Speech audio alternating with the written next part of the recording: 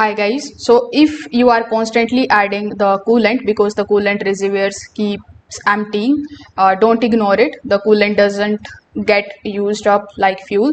So if the level keeps dropping, your cooling system is losing the coolant somewhere. So in this video, let's just simply find out where it is going. So the very first thing that you should do is to simply inspect the area under your vehicle after it is been parked. So if you notice the PUDs, wet spots or sweet smell, you may have a leak from the radiator hose, radiator water pump or another cooling system component. Even a small leak can slowly empty the reservoir over time. Now if you can't find any of the visible leaks, you just have to simply inspect the radiator cap. A weak cap may release the coolant before the system reaches its proper operating pressure. So as a result, coolant can escape through the overflow system, causing the reservoir level to keep dropping.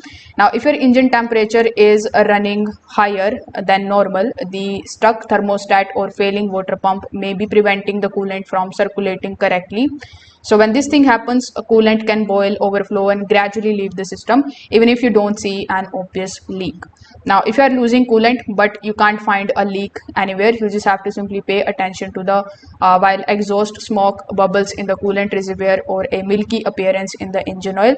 So these symptoms may indicate a head gasket leak, allowing the coolant to enter the engine and then disappear without leaving a puddle underneath the vehicle.